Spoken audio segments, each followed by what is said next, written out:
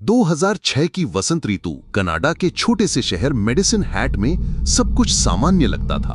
12 साल की jasmine Richardson एक साधारण सी लड़की थी। लंबे भूरे बाल, मासूम चेहरा और स्कूल में औसत प्रदर्शन, पर भीतर एक बगावत का ज्वालामुखी सुलग रहा था। उसके माता पिता मार्क और डेब्रा सख्त अनुशासन वाले थे।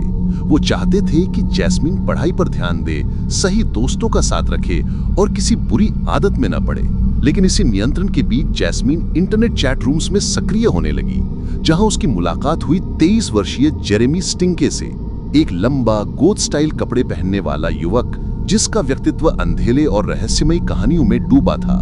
जेरेमी खुद को वैम्पायर बताता था और कहता था कि वो 300 साल पुराना है। धीरे धीरे जैस्मिन उसके प्यार और उसकी अजीब दुनिया में फंसती चली गई।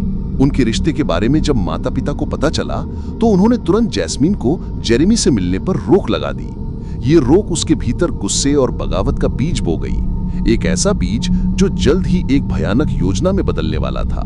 माता पिता की रोक के बावजूद जैस्मिन और जेरेमी चोरी छिपे मिलते रहे। वे एक दूसरे को लंबे मेल और ऑनलाइन चैट्स में अपने सपने और गुस्सा लिखते। इन संदेशों में कभी कभी प्रेम की बातें होती तो कभी बदला लेने की।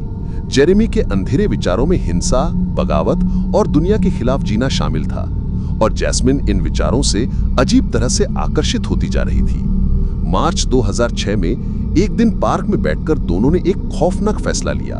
अगर जैस्मिन के माता पिता उनके रिश्ते को स्वीकार नहीं करते तो वे उन्हें रास्ते से हटा देंगे। शुरुआत में यह सुनकर जैस्मिन थोड़ी हिचकिचाई, लेकिन जल्द ही वो इस विचार के साथ बहने लगी। ऑनलाइन चैट में उसने लिखा, it's so much easier than trying to convince them, यानी उन्हें मनाने से आसान है उन्हें खत्म कर देना।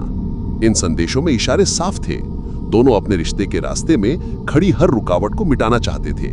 पर कोई नहीं जानता था कि ये योजना इतनी जल्दी और इतनी बेरहमी से अंजाम दी जाएगी।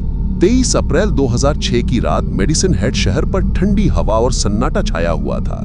जैस्मिन ने अपने परिवार के साथ सामान्य डिनर किया, चेहरे पर कोई अजीब भाव नहीं था। अंदर ही अंदर उसे पता था कि उस रात क्या होने वाला है।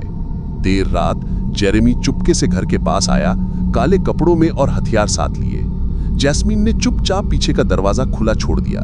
जैसे ही जेरेमी अंदर घुसा, उसने पहले उसके माता पिता के कमरे की ओर कदम बढ़ाए।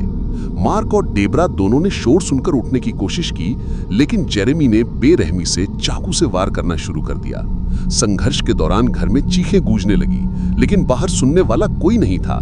जैस्मिन जो नीचे खड़ी थी, उसने ऊपर जाकर अपनी मां को खून से लथपथ देखा, और फिर उसने अपने छोटे भाई जेकब की ओर नजर डाली, जो डर से कांपते हुए कमरे में खड़ा था। आने वाले कुछ मिनटों में मासूमियत पूरी तरह खत्म हो गई। 8 वर्षीय जेकब अपनी बहन को देखकर मदद की उम्मीद कर रहा था, लेकिन जैस्मिन का चेहरा ठंडा और भावहीन था। जेरेमी ने संकेत किया कि अगर वे भाई को जिंदा छोड़ देंगे तो वो सब कुछ पुलिस को बता देगा, और फिर वही हुआ जिसकी कल्पना भी रोंगटे खड़े कर देती है। जैस्मिन ने खुद अपने छोटे भाई की जान ली। ये हत्या न केवल क्रूर थी बल्कि अकल्पनीय भी, क्योंकि करने वाली उसकी अपनी बहन थी। तीनों शवों को घर में छोड़कर जैस्मिन और जेरेमी वहां से भाग निकले। वे पास के शहर में अपने दोस्तों के साथ छिपने लगे, जैसे कुछ हुआ ही न हो। इस दौरान वे शराब पीते, हंसते और गले मिलते रहे, मानो अभी अभी 3 निर्दोष लोगों की जान उन्होंने नहीं ली हो। इस ठंडी बेपरवाही ने बाद में इस केस को पूरी दुनिया के सामने और भी खौफनाक बना दिया।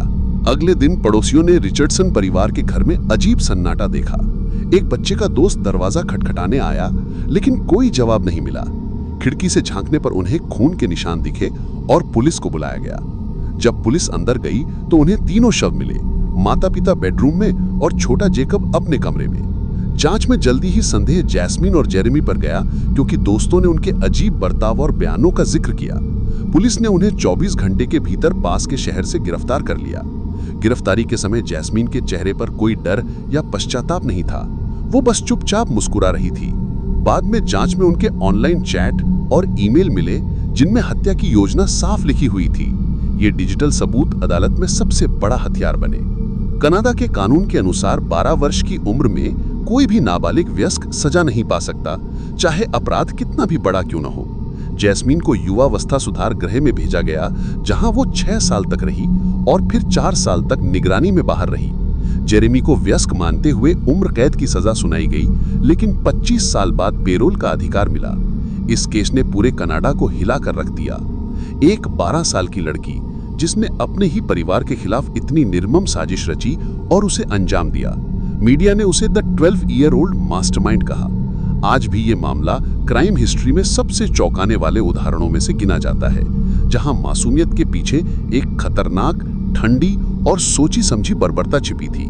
तो दोस्तों, अगर आपको ये कहानी रोमांचक लगी तो वीडियो को लाइक करें, अपने विचार कमेंट में जरूर बताएं और शेयर करें उन लोगों के साथ जो रहस्यों को जीते हैं। ऐसी ही सच्ची, रहस्यमयी और दिमाग को झकझोर देने वाली कहानियों के लिए जुड़े रहिए फाइनल ट्विस्ट के साथ। मिलते हैं अगली रहस्यमयी वीडियो में। तब तक के लिए सतर्क रहें, सजग रहें और सवाल करते रहें। फाइनल ट्विस्ट को सब्सक्राइब करना ना भूलें।